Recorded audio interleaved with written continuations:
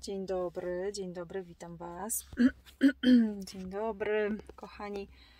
Dzisiaj nie mam selfie sticka, więc będę się posiłkować ręką. Dobra, już sobie odsuwam fotel. Dobra. Kochani, dzisiaj przychodzę do Was z takim tematem, który myślę jest bardzo ważny też w naszym życiu, dotyczy naszych emocji. I dzisiaj troszkę wytłumaczę na temat tego, może jak sobie z nimi radzić. Załóżmy i zacznijmy od tego, że jest takie pytanie: jak pracować ze swoimi emocjami w momencie takich trudnych przepływów, w momencie jakichś takich trudnych wewnętrznych stanów, w których te emocje po prostu sięgają zenitu, nie potrafimy sobie z nimi poradzić i one są tak bardzo głęboko, że już nie wiemy, co mamy robić. Więc dzisiaj właśnie powiem o tym, jak sobie z nimi radzić. Pierwsze co, to trzeba sobie zdać z tego sprawę, że one są w nas. Zobaczyć je, poczuć, zobaczyć, w których momentach się pojawiają, jak bardzo silne są, co to zwykle jest, a mówię o takich emocjach właśnie jak złość jakaś, albo jakaś agresja, albo wszystko to, co związane jest z takim stanem niepokoju, niespokoju.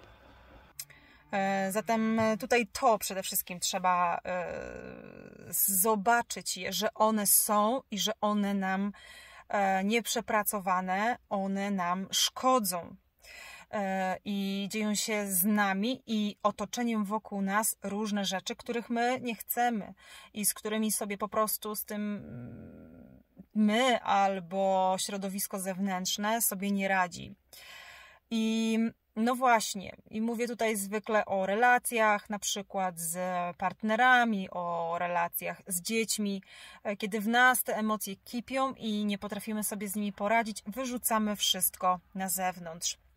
No i jeśli jesteś na tym etapie, że wiesz, że chciałabyś z tymi emocjami coś zrobić, to właśnie uświadomić sobie najpierw je, że one są. A następnie trzeba sobie uświadomić kolejną rzecz. Dlaczego chcę z tymi emocjami popracować?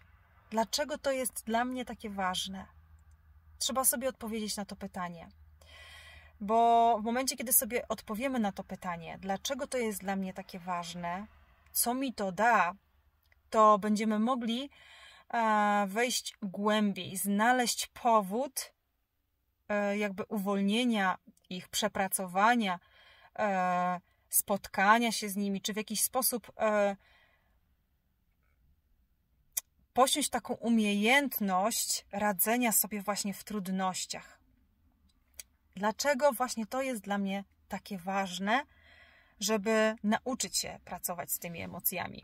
Co zyskamy, kiedy już będziemy wiedzieli, jak pracować z tymi emocjami? Też warto sobie zauważyć, w jakich momentach one się pojawiają, prawda? Czyli kiedy najczęściej i z kim. To jest bardzo ważne, z kim one się pojawiają. Bo jeśli te emocje pojawiają się na przykład z Twoim partnerem albo z Twoimi dziećmi, to trzeba zastanowić się, kiedy tak naprawdę po raz pierwszy poczuliśmy te emocje tak silne, w których my nie mogliśmy sobie z nimi poradzić. W jakich to było sytuacjach. I wtedy prawdopodobnie przeniesiemy się trochę do przeszłości. I tam zobaczymy, co i kiedy to się wydarzyło. Bo może okazać się, i tutaj podam taki przykład, że z jakimś opiekunem, kiedy byliśmy dziećmi, mieliśmy bardzo trudne emocje. I te emocje, one tak przeszywały nas i były tak silne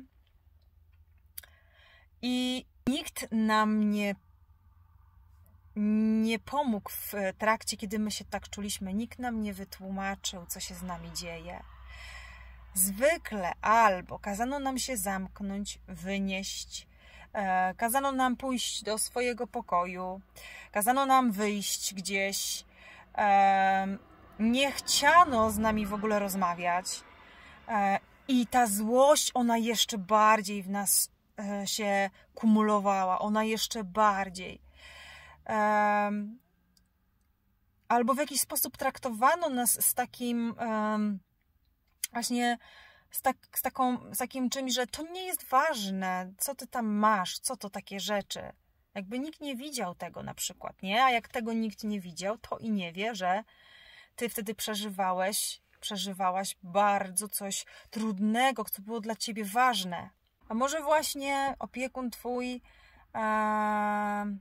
targał cię za, nie wiem, jakoś fizycznie, brał coś i uderzał jeszcze w ciebie, nie? Bo ty miałeś te silne emocje. Uderzał cię w ogóle. I wtedy ty jakby wiedziałeś, albo może nie wiedziałeś, nauczyłaś się takiego schematu, że nie mogę mieć silnych emocji, bo wtedy rodzic, opiekun czy ktokolwiek inny jest bardzo zły. I tłumiliśmy je w sobie i one zostawały gdzieś tam wewnątrz. A potem na przykład była taka sytuacja, że te emocje nasze, no wiadomo, one powtarzały się z różnymi rzeczami. One przychodziły, bo coś chcieliśmy, bo jakoś chcieliśmy coś powiedzieć opiekunom, jak byśmy chcieli, jakie mamy potrzeby, ale nikt tego nie słuchał i wręcz nas skarcono za takie zachowanie. Następnie wybuchaliśmy emocjonalnie, bardzo krzyczeliśmy. Rodzic nas karcił. My rzucaliśmy się też do niego w obronie, jak już byliśmy trochę starsi, bo może też tak być, że broniłeś się w jakiś tam sposób i w momencie, kiedy doprowadziłeś do takiego stanu, że ten rodzic się na przykład zamknął przed tobą, nie odzywał się, albo nie wiem, doprowadziłeś tego rodzica do takiego szału, że on nawet się popłakał. Tutaj mówię na przykład o mamie, nie? Tak się pokłóciliście, że nie odzywaliście się potem przez kilka dni i ty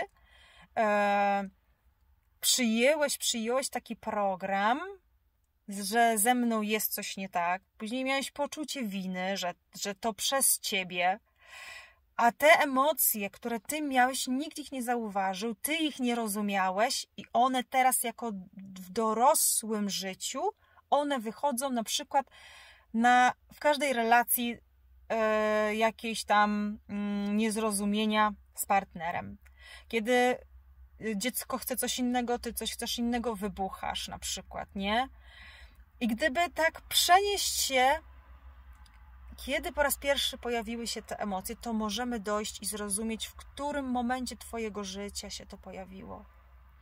I kiedy połączysz się z tym i zobaczysz, w którym momencie, w tej sytuacji, już jako dorosły człowiek, to możesz zobaczyć, że w tej dorosłej osobie jest małe dziecko, ty, w której w których te emocje, one po prostu proszą o wyjście, o uwolnienie, w którym twoje ciało prosi, wypuść mnie, bo ja już chcę wyjść, bo ja już chcę to przeżyć, bo ja muszę się z tym uporać. I to małe wewnętrzne dziecko i ten stan, ono będzie takie właśnie kapryśne jako dorosłe, ono będzie krzyczeć, ono będzie rzucać się, ono będzie w momentach, kiedy coś się nie podoba i w jakiś sposób się z czymś nie zgadza, nie akceptuje, to będzie wybuchać za każdym razem.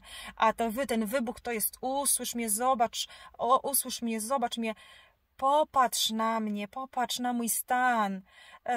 Ja potrzebuję teraz tego. Ja potrzebuję twojej czułości, twojego zrozumienia, twojego wsparcia. Ja potrzebuję ciebie.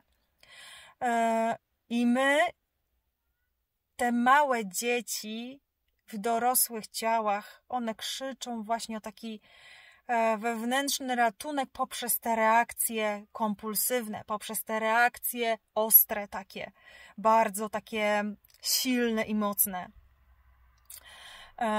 I dlatego w tych dorosłych relacjach, kiedy jesteśmy dorośli, w dorosłych relacjach, czy to z partnerami, czy potem my już jako dorośli, którzy mamy dzieci, nie umiemy sobie radzić, bo wybuchają w nas te małe, niedojrzałe dzieci, które nie wiedzą, co mają ze sobą zrobić. No właśnie. I zaczyna się. I trzeba sobie to uświadomić, że ten stan emocjonalny to jest nic innego jak to płaczące dziecko, to niesłyszane dziecko, to cierpiące dziecko w nas. A my jako dorośli potrzebujemy się tym zaopiekować i o to zadbać. I kiedy zobaczymy to właśnie cierpiące małe dziecko, to mamy pewien obraz siebie, kiedy te sytuacje z dzieciństwa się wydarzały, kiedy nas karcono za nasze uczucia i emocje, zwykle za emocje. Za uczucia też wyśmiewano nasze uczucia, nie? I dlatego ta wrażliwość też zanikła. Ale te emocje takie właśnie silne, one nie wyrzucaliśmy ich, nie mogliśmy ich mieć, one siedziały w nas i one po prostu robiły tam taką robotę przez te wszystkie lata, dlatego te relacje się nie udają, dlatego powtarzamy na dzieciach różne stare schematy, właśnie pochodzące z naszego dzieciństwa, z naszego właśnie świata, w którym my powinniśmy mieć to wszystko wytłumaczone i zaopiekowane już w dzieciństwie, nie było. I teraz w dorosłym musimy sobie z tym poradzić, żeby nasze relacje zaczęły się układać, żebyśmy my zaczęli spokojnie żyć, rozwijać się, żebyśmy my mogli ze spokojem coś tworzyć, działać, wychodzić do świata. No właśnie. I powiem tutaj, że kiedy my przepracujemy te emocje, kiedy my sobie z nimi poradzimy, ale w taki sposób, że my zrozumiemy, skąd one pochodzą, dlaczego one są. Kolejna rzecz, jak ja się czuję, kiedy mam te emocje. No właśnie. I zaraz będę kontynuować ten temat, jak ja się czuję. I kiedy sobie uświadomimy to wszystko, to zacznie się robić przestrzeń i miejsce i spokój, zrobi się porządek i czysto na to, żeby przyszły fajne rzeczy do naszego życia. Lepsze. Nasza kreatywność zacznie się zmieniać. Nasze patrzenie na świat. Inaczej będziemy patrzeć na relacje. Inaczej zaczniemy reagować na rzeczy z zewnątrz, które są dla nas drażliwe. One przestaną być drażliwe, one przestaną być trudne, przestaniemy być tacy niespokojni. No właśnie, kiedy uwolnimy je. No i dzisiaj właśnie to chcę, żebyśmy weszli głębiej w te emocje, skąd one się pojawiły, dlaczego i jeszcze jak możemy sobie z nimi poradzić. I kolejna rzecz właśnie, o czym już wspomniałam, ja się tu posiłkuję. Jak się z tym czujesz, kiedy masz takie silne emocje? Jak ty się z tym czujesz? I ja tutaj mam kilka takich rzeczy, które mogą być dla was bardzo ważne. Na przykład nie możesz kontrolować siebie, nie potrafisz, nie umiesz. Chcesz ten cały ból, który masz w sobie, wyrzucić na przykład na partnera albo na dziecko, bo kiedy ty z tym bólem jesteś, on jest tak silny, że nie możesz sobie z nim poradzić. Uczucie lęku takiego wewnętrznego, co się wydarzy, gdzie to pójdzie, co ja mogę za dużo powiedzieć, mogę bardzo kogoś zranić, może ta osoba ode mnie odejść, nie wytrzymać tego stanu, nie? Dokąd mnie to zaprowadzi, jakby nie wiemy, jak to daleko może pójść i jak my możemy doprowadzić do takiego stanu, że coś się może nawet złego wydarzyć. Jakby mamy ten lęk wewnętrzny, że nie wiemy, co mamy z nim zrobić, jakby czujemy się niepewnie z tymi emocjami. nie chcemy ustąpić czemuś w tych emocjach, nie? Jakby nie pozwolimy, żeby ktoś miał rację, doprowadzimy do takiego stanu, że postawimy na swoim i to jeszcze z takim przytupem, że możemy zranić uczucia drugiego człowieka. Mamy ochotę wywołać kłótnię i wtedy przyczepimy się byle czego, żeby tylko móc dać upust temu, co wychodzi właśnie z nas. I przychodzą takie dni, że to z nas wychodzi po prostu i my jesteśmy bardziej rozdrażnieni na niektóre sytuacje. I nie ma znaczenia, co to jest za sytuacja. Będziesz tak rozdrażniony, że nie będziesz po prostu mógł sobie z tym poradzić i będziesz szukał kłótni po to, żeby to wyrzucić. Potrzebujesz się wykrzyczeć, kolejna rzecz. Potrzebujesz się wykrzyczeć, zwyzywać czasem drugą osobę na przykład, nie? Masz dużo tak nienawiści w sobie, że sam już nawet nie wiesz, do kogo ta nienawiść. Czy to do partnera, czy to do dziecka, czy to do siebie, czy to do rodzica. Bo trzeba się zastanowić, do kogo jest ta złość w sobie. Czy to jest nienawiść do siebie, że nie umiem sobie z tym poradzić na przykład, nie? Czuję się bezsilność, zagubienie. Mamy do siebie jakąś właśnie nienawiść, o czym wspomniałam. Chcemy oddać to drugiemu człowiekowi, żeby on też się tak czuł, bo wtedy przyniesie nam to ulgę. Że wygraliśmy na przykład, nie?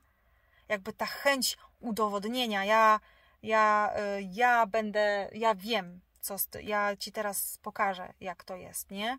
Ja ci udowodnię tutaj i chcemy ten cały syf z siebie wylać na drugiego człowieka, żeby nam ulżyło, żeby on też się tak czuł, bo jak on się będzie tak czuł, to wtedy nam to przyniesie ulgę. Może być taki schemat, taki program.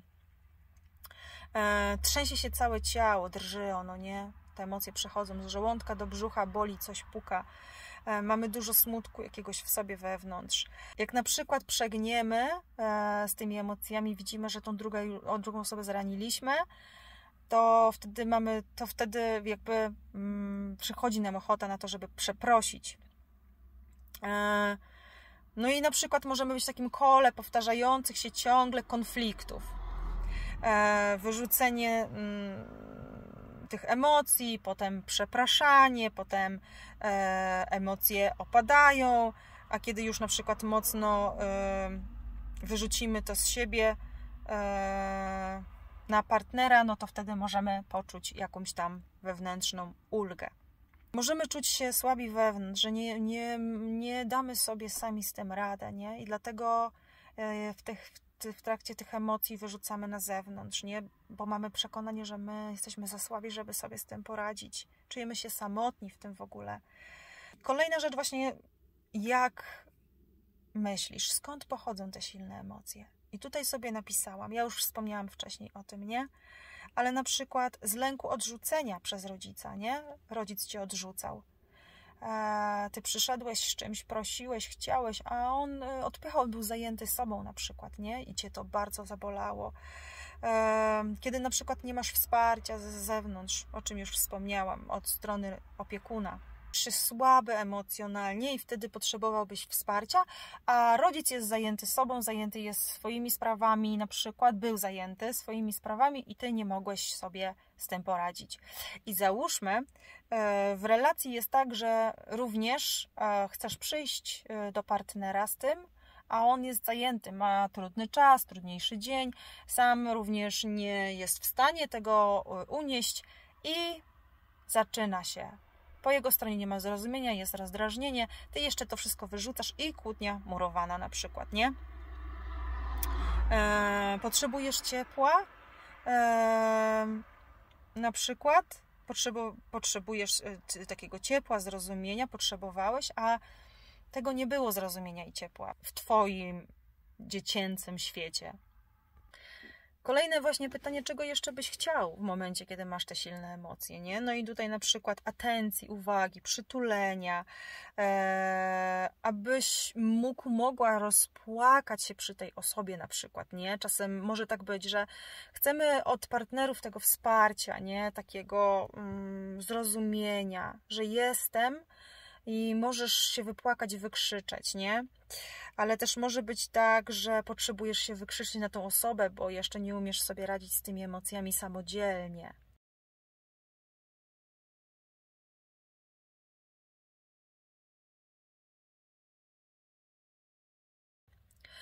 to też jeśli taka relacja miałaby przetrwać, to fajnie wziąć pod uwagę to, że to są te emocje, one są bardzo silne i ta druga osoba, jeśli ma tą siłę zrozumieć je i wybaczyć Ci to, że wyrzucasz na nią to wszystko, o ile to nie jest dziecko, ale jeśli na przykład w relacji, nie?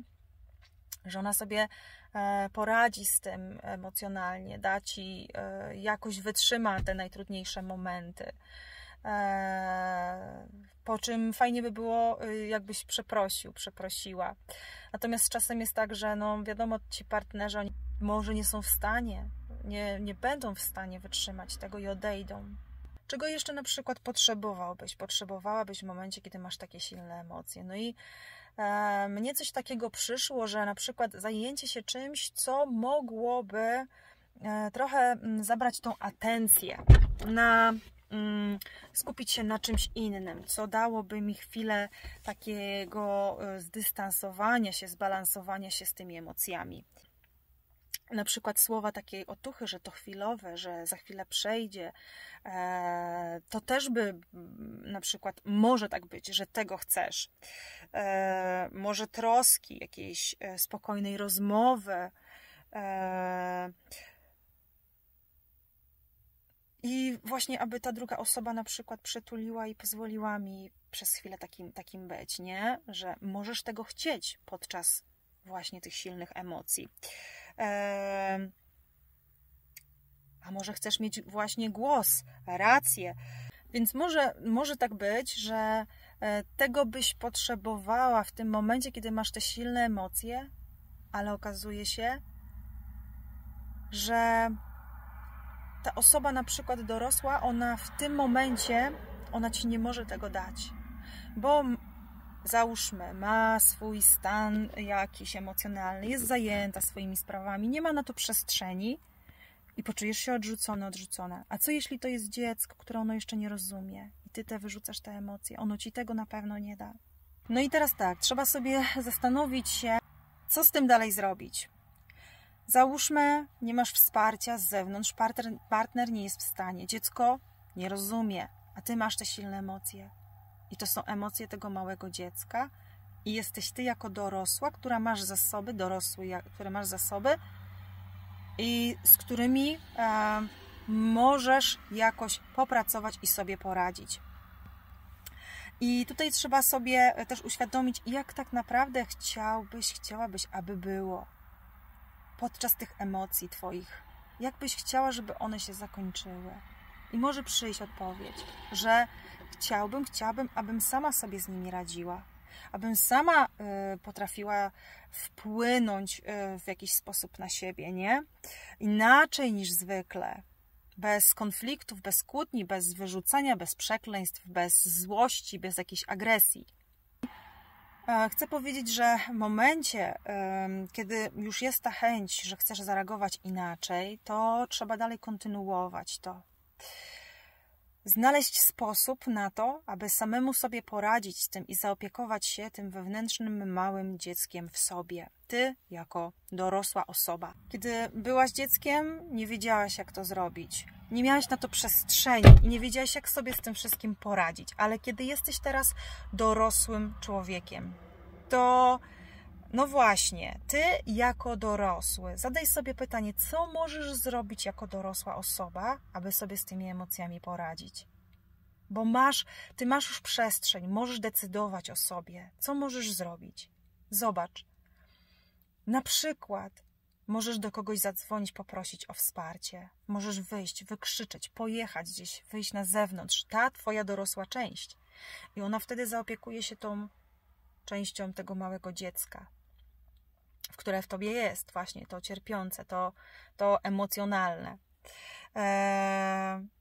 Wziąć za rękę te małe dziecko, wyobraźni, przytulić je, przytulać siebie, swoje ciało, popłakać, masz na to prawo, czuć, Ty już możesz czuć i możesz rozumieć i możesz samodzielnie to zrozumieć, nie? Być przy sobie, dać sobie atencję, dać sobie to, co w danym momencie potrzebujesz, aby te silne emocje z Ciebie wyszły. Możesz płakać, krzyczeć w ręcznik, możesz uderzać w coś, co oczywiście niczego nie uszkodzisz i nikomu nie zrobisz w takiej bezpiecznej przestrzeni. Trzeba się właśnie zastanowić, jak to możesz zrobić samodzielnie, bez wyrzucania tego na zewnątrz. Możesz też pójść na spacer, możesz zająć się czymś, co lubisz, co trochę cię wyciszy i uspokoi. Możesz usiąść i pobyć z tymi emocjami. Jest bardzo fajna metoda Davida Hawkinsa. Pobyć z tym stanem emocjonalnym i pozwolić, żeby ten stan przepłynął przez nasze ciało, nie? No i załóżmy, że masz ten program z dzieciństwa i ty już o tym wiesz, że to jest program z dzieciństwa, że ty reagujesz w taki, a nie inny sposób na jakieś tam sytuacje z zewnątrz, ale to tak naprawdę dotyczy ciebie i tam wychodzą emocje, które są twoje, które zostały kiedyś dawno temu stłumione, a sytuacje z zewnątrz tylko je w jakiś sposób rozpalają. I no właśnie, jak ty możesz o tym pamiętać, że kiedy przyjdą silne emocje, że ty masz inaczej zareagować. Co możesz takiego zrobić, nie? I tutaj na przykład, ja podam kilka przykładów, ale wy musicie sami sobie to wypisać. Na przykład złapać ten moment, kiedy już to się rozpala w tobie. Czujesz to, nie? Że tam jest już jakaś złość i że ona nie pochodzi tak naprawdę, że ten ktoś coś zrobił, tylko to pochodzi od ciebie, gdzieś z wewnątrz. Też przyjąć, że na przykład to trwa chwilę, czasem 1 dzień, nawet czasem 2, czasem kilka godzin, zależy jak ty sobie z tym radzisz, ale że to przepłynie przez ciebie. Bo sprawa wygląda tak, że my chcemy zareagować inaczej, prawda, na te emocje. Chcemy sobie z nimi poradzić, chcemy już inaczej niż działo się to na przykład w naszym dzieciństwie. I fajnie by było, jakbyś połączył te emocje z dzieciństwa z tym, co się dzieje teraz obecnie w twoim życiu, nie? Dać sobie czas, tak jak powiedziałam, 1, 2 na to, żeby one przepłynęły przez ciebie, pobyć z nimi, nie? Nie trzymać ich. Można je rozpisać, można je wypowiedzieć gdzieś w jakiejś bezpiecznej przestrzeni, wykrzyczeć, wygadać, aby po prostu one z nas wyszły. Te słowa, ta złość na kogoś, nie, która w nas siedzi. Wyrzucić fizycznie, czyli jakiś sport, aktywność, ale nie tylko. Można wziąć jakiś kij, walić po prostu w ziemię, aby to wyrzucić z siebie, w worek, cokolwiek, żeby ta złość ona wyszła w nas. Można gryźć ręcznik, płakać, uderzać, wyobrażać sobie na przykład tamten moment, poczuć go, nie? Kiedyś. I zrozumieć, że to są emocje małego dziecka.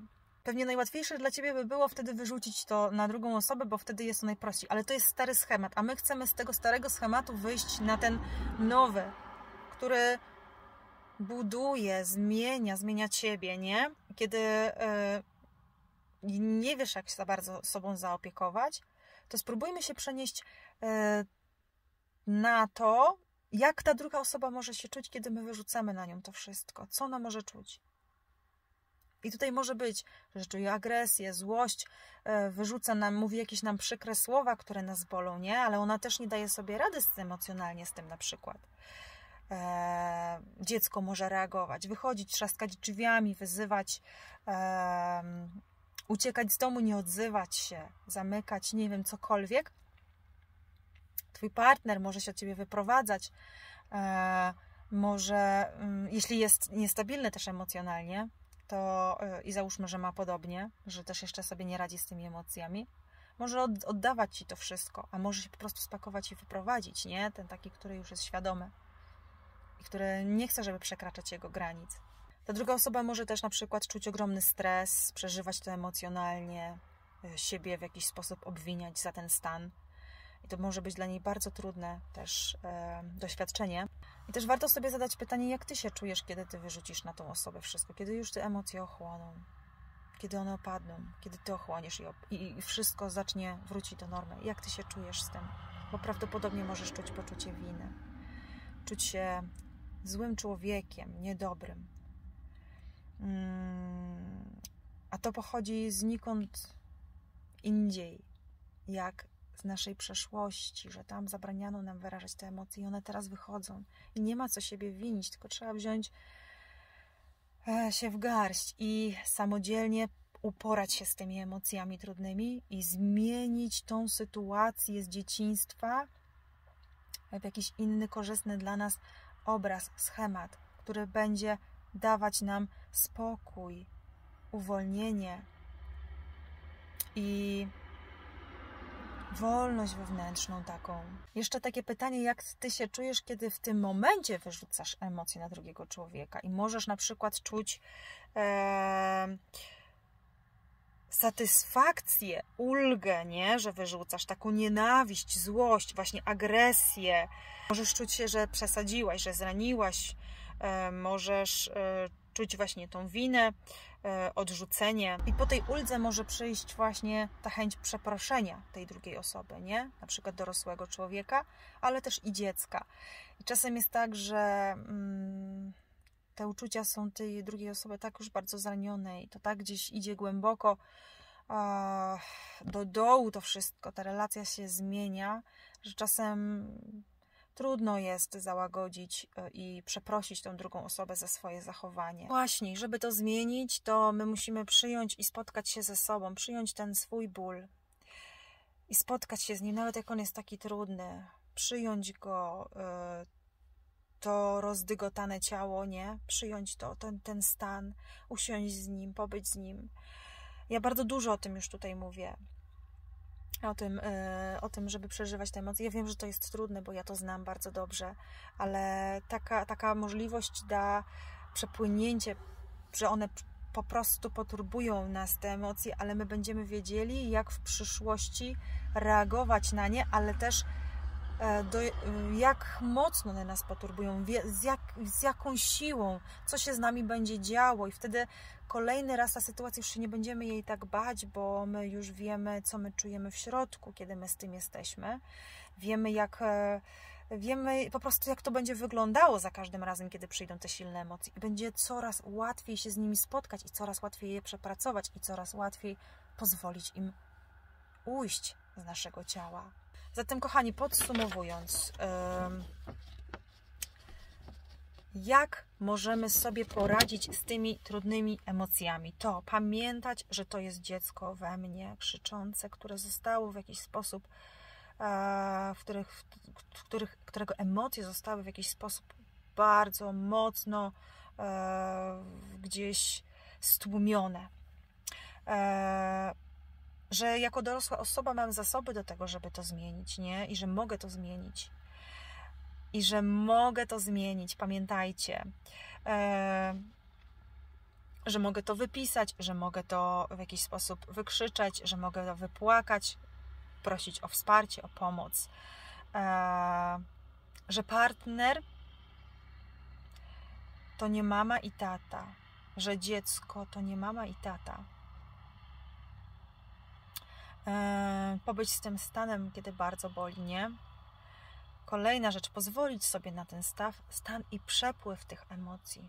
One muszą przejść przez nasze ciało.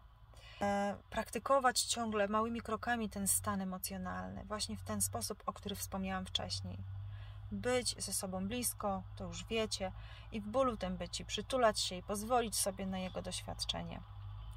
Kierować uwagę do wewnątrz. No i na koniec powiedzieć sobie, zrobię to i uwolnię te silne emocje. Kochani, to wszystko. Praca z emocjami to jest coś, to jest wyzwanie dla nas, ale spróbujcie zastanowić się nad tym i zobaczcie, że to wszystko można zmienić, kiedy tylko pewne rzeczy rozpiszemy, pewne rzeczy pobędziemy z nimi i zrozumiemy. Ja Wam, kochani, tego życzę. Jeśli potrzebujesz wsparcia, to ja prowadzę sesję online, zapraszam. Również zachęcam do subskrybowania mojego kanału, do komentowania, do zostawiania lajków. Będzie mi bardzo miło i moja praca będzie, i to, co robię dla Was, będzie jeszcze bardziej owocowało. Więc dziękuję serdecznie za dzisiaj i pozdrawiam Was ciepło. Cześć!